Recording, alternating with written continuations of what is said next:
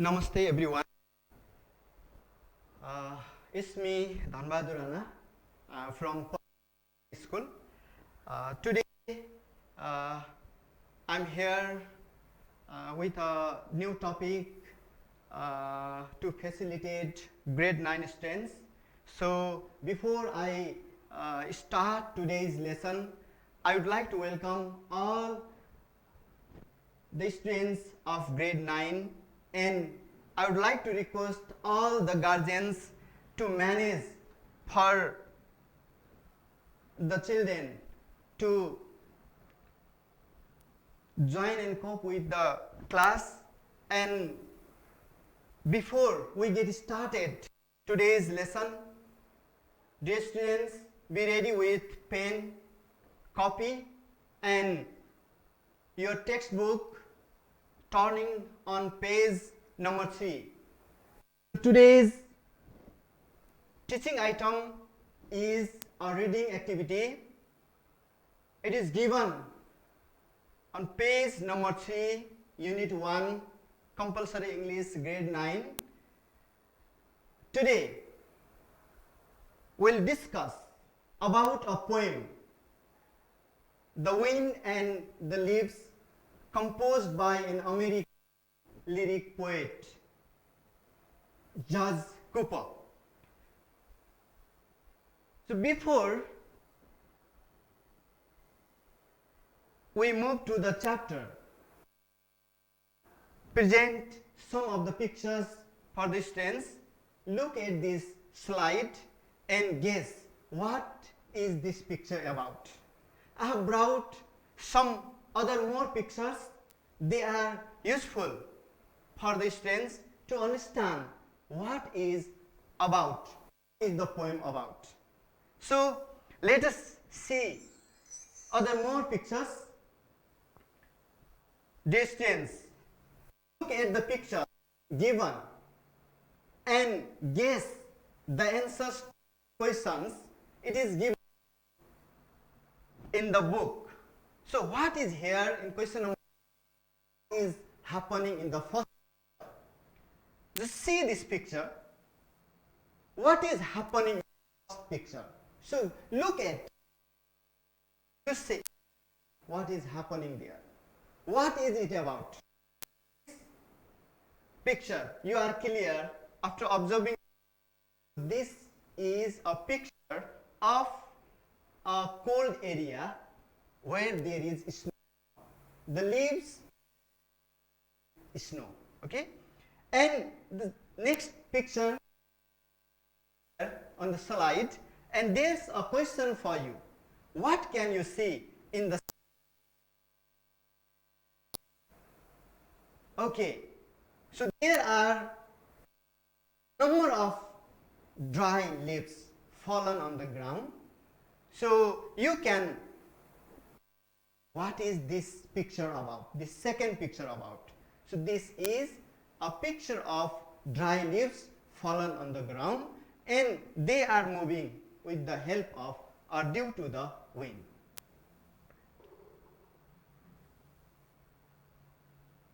Alright, let's study and discuss about the pictures given below. So to help you to understand the poem, the topic, I have brought some other more pictures. So what are these pictures? Pictures indicate. First of all, look at these pictures, distance, and let's try what are these pictures about. What do these pictures indicate? So I have created 3 questions for you. The first question is this: think these pictures indicate. Observe the pictures on the left side of this slide and on the right side of, and about 2 children in the middle or at the bottom of the slide. What do you think these pictures indicate? Carefully watch it, study it, and write, note what do these pictures indicate? These pictures in the first column may be indicating dry season. That is dry. There are not leaves.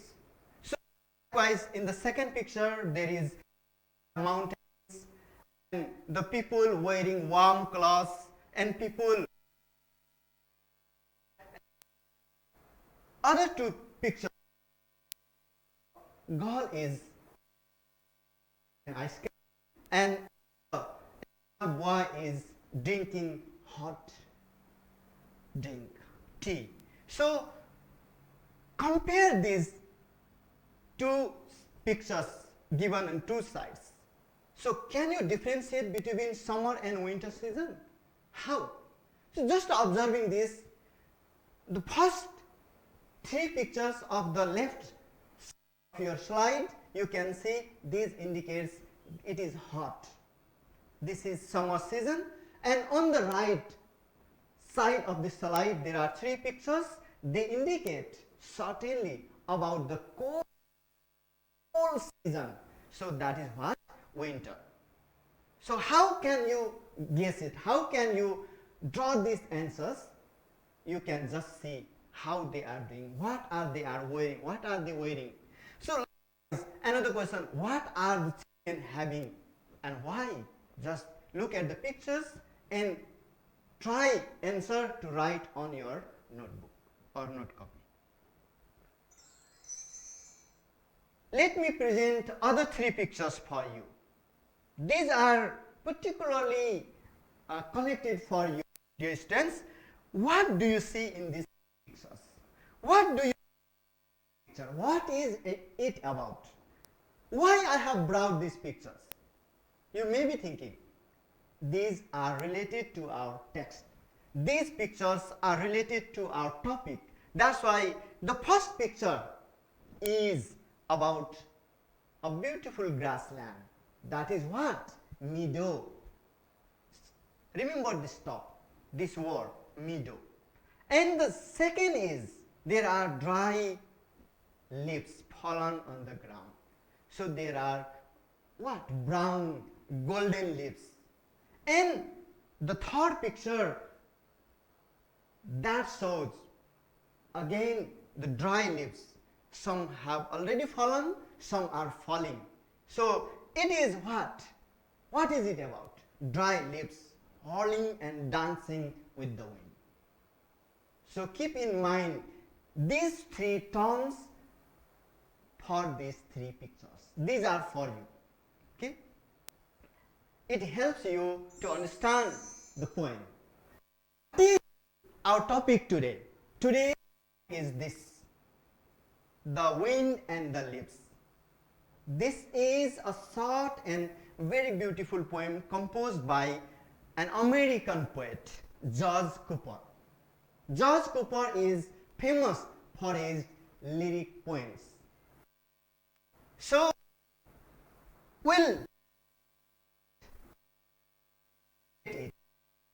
this interpretation will be for you, students. So you have to pay attention to me and you will go through the lines and hope you are sitting, opening your book in front of you.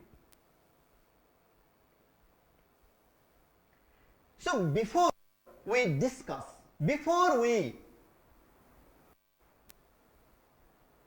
go through the lines of this poem, I would like to tell you to listen the audio of the poem.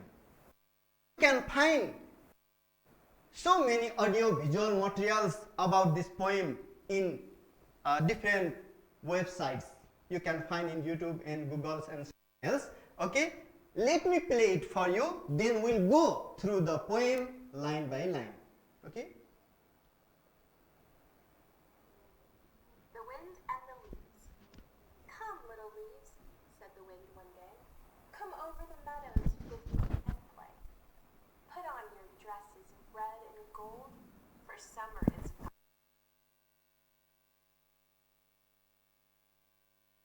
Wind's loud call, down they came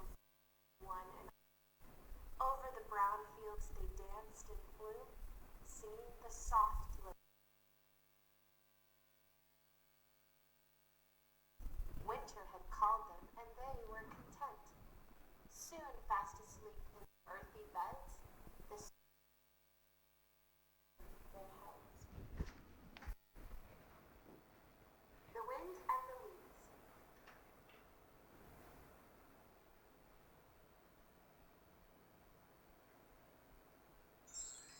Okay, let's move to next slide.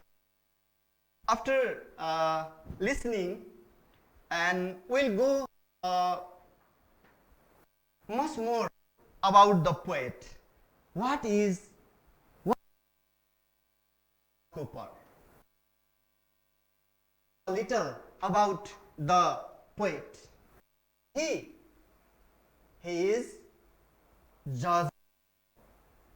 The poem The Wind and the Leaves was composed by George Cooper. George Cooper was born on May 14, 1840 in New York City and died in 1912. He was an American poet, remembered chiefly for his song lyrics, many set to music by Stephen Foster, known as the father of American music. He also wrote songs for various famous composers. Since his childhood, he loved to write about nature. Before he was 10 years old, he had begun to write for several magazines. His poems for children were and home melodies, and his hymns entitled The Chaplet. He translated the lyrics of German, Russian, Italian, Spanish, and French musical works into simple English. And you are clear, George Cooper is a lyric poet, or he writes lyric poems. So he loves nature. It's so that he writes about nature. So let's go through the lines of this poem. Let me present this poem line by line for you. The Wind and the Leaves. The Wind and the Leaves is by an American poet, George Cooper. Is a lyric melodious one. Is natural between the wind and the leaves. This tries to present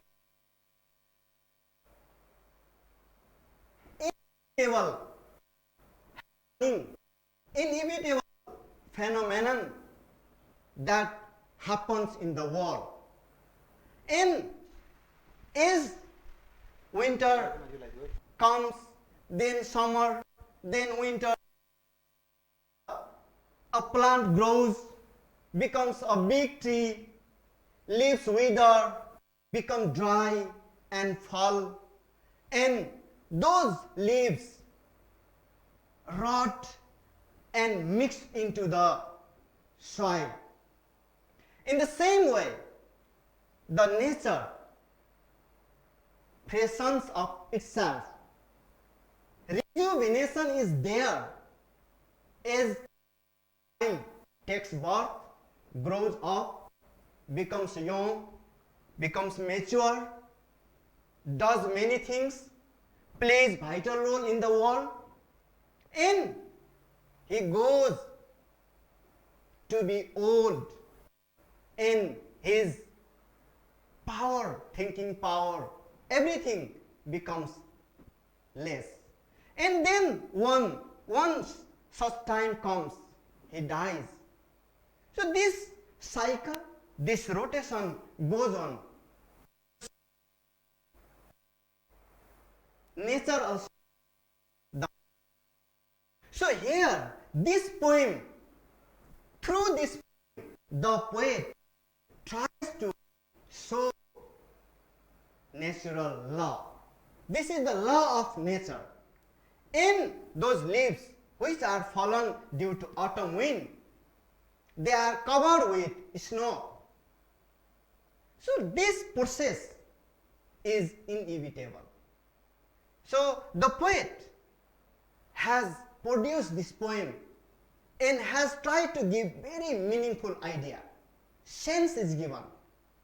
And here, so let us try how to interpret this poem line to line. Come, little leaves, said the wind one day. So what is here? The wind calls the leaves. It means that the wind has used the figure of speech, that is personification. The poet personifies what? Leaves, wind, snow, etc. So here is personification. There is conversation between the wind and the leaves. And the poet gives human quality to those non-living things too. Or what? This is his. So, this poem, the poet presents dynamic life. Here,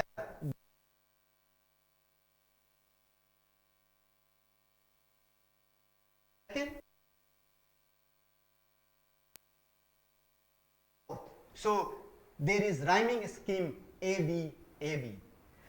When we go through this poem, we clearly understand that this poem brings a very happy note. Poem is happy. So I hope you understand a little idea about what the poet has intended to deliver us, has tried to deliver us, has tried to share with us. So come, said the wind one day, come over meadows with me and play. Meadow, just remember I had shown you a picture of the meadow. So come little leaves, said the wind one day, come over the meadows with me and play. Put on dresses for summer and the days grow cold. So what does the wind? So in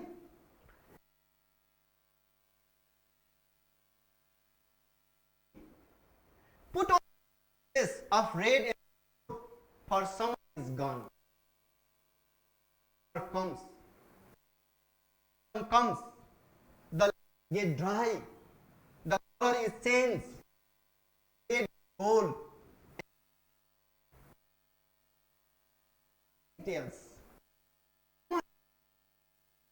Winter is coming. If temperature is going low, going cold is growing. So here, meadows means grassland, grassy area. Soon as the leaves heard the wind's loud call, down they came fluttering, one and all, over the brown field. Then they danced and flew, singing the soft little songs they knew. So beautiful lines. What does the poet express? Soon as the leaves, as the wind called, leaves came down. As the wind called with loud call, they heard it and came down, fluttering, moving, hurling. And over the brown field they danced and flew with the wind. And singing the soft little songs they knew. So you know, when the wind moves, when the wind blows, there is a kind of sonorous sound. So with the sonorous sound, with beautiful sound, the leaves dance, hum, played with. Fluttering means here moving lightly and quickly. So now another line. Let's see here what are written here in another stanza. And hurling the little leaves went, winter had called them and they were content. Soon fast asleep, their earthy beds, coverlet over their heads. What is here? You can see dancing, hurling, it the winter, the opportunity, dance in their content. The leaves were satisfied, the leaves were happy, and soon fast asleep on their earthy bed. After dancing with the wind, leaves lay, yes, they remain asleep on their earthy beds. The snow laid a coverlet over their heads. So here earthy means made of earth, soil. So and another coverlet means bedspread. We cover our bed with a cloth. Yes, bedsheet like. So as the bedsheet there is snow and downward were leaves. So the leaves soon asleep. Yes, asleep, and the snow covered it.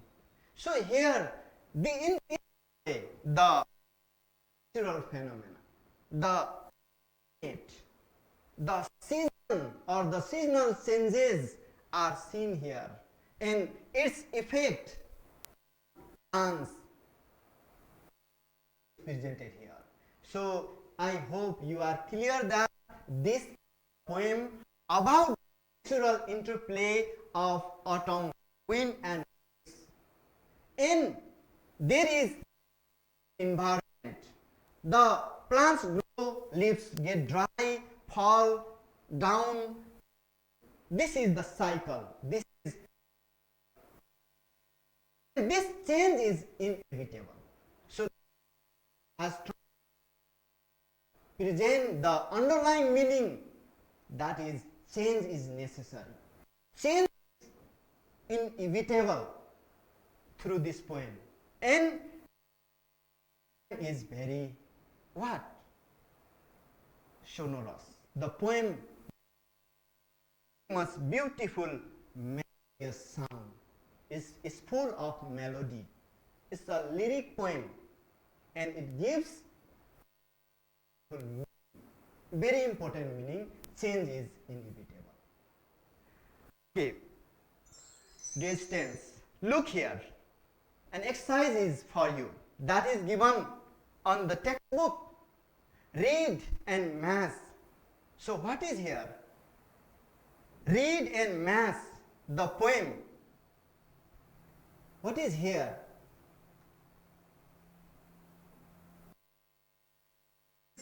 To be practiced, so you can just indicate read and match the poem and match the words under column A with their meanings under column B. So here there what? Meadow, coverlet. I presented these words with their meaning while I try to facilitate about the poem. Why I try to meaning out about the poem. So what is here? Meadow. Meadow means what is the meaning? Select one. Hope you have already selected. You match it. So what is here? Meadow means grassland. Fluttering, so moving lightly and quickly. Content, that means happy, satisfied. And what is next? Here. Contain means satisfied and coverlet. It is what? Bedspread. It is clearly given here. So after this, let's move to next slide, and there are some questions that are to be practiced by you. Read and answer. So what is here? And here you are going to this, read and answer these questions. So first of all, I'll give you the first question and you will try writing answer or note copy. So what is here? What is the first question? What did the wind ask the leaves to do? So back to the point, and you can ask the leaves to do. So what is its answer? The answer is like, I am writing this. The wind come over the meadows with him and of. And next question is for you. This is what? How do the leaves look when they are ready to and found the answer? Yes, already know the answer. So the leaves look already come in the first questions. So the leaves look red and gold when they are old and ready to drop. Drop means fall. Next question is, why were the leaves so satisfied to come down? So we have already discussed about it. I have conveyed you the idea about why the leaves were so happy.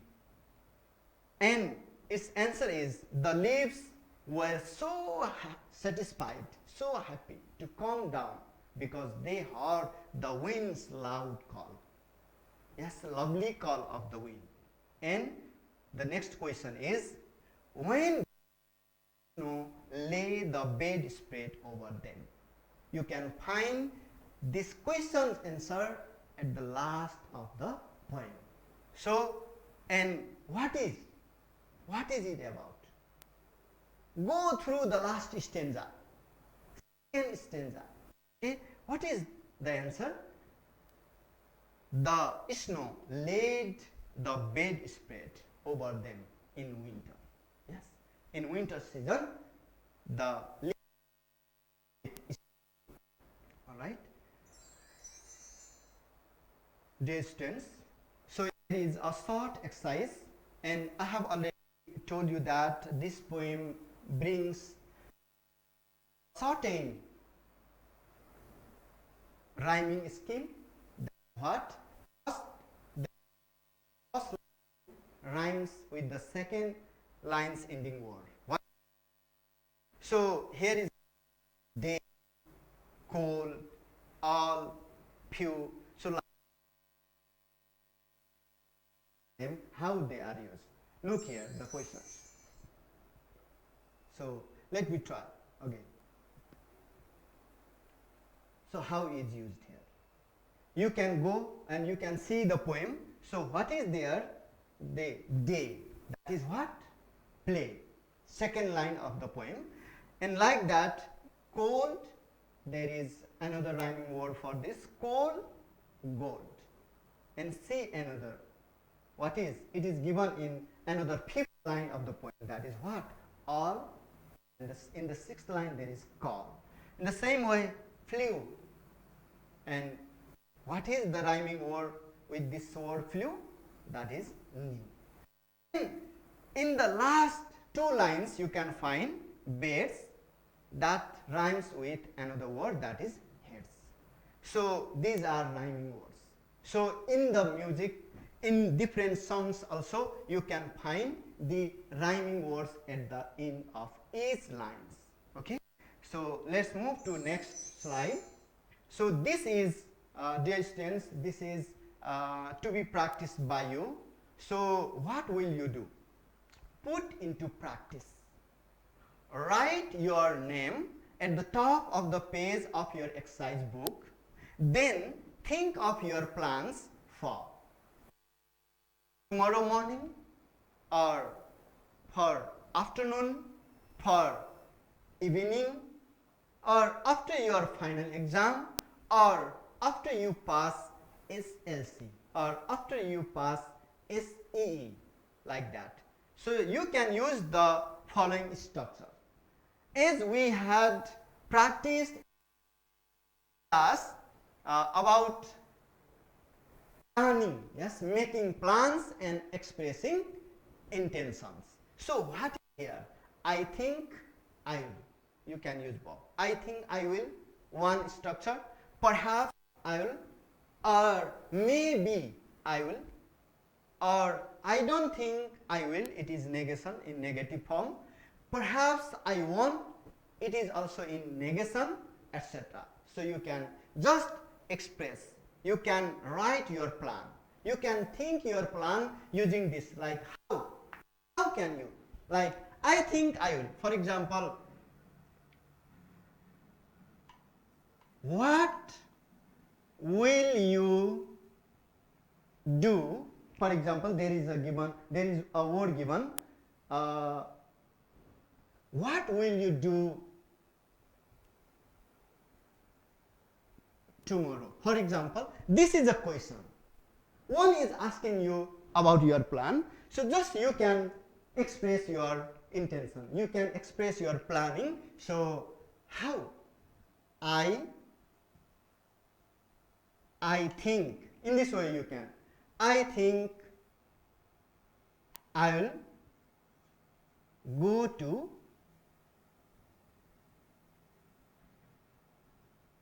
Kathmandu. So in this way you can try. What will you do tomorrow? I think I'll go to Kathmandu tomorrow. Or maybe I'll stay at home. Perhaps I'll go to cinema. So in this way you can try.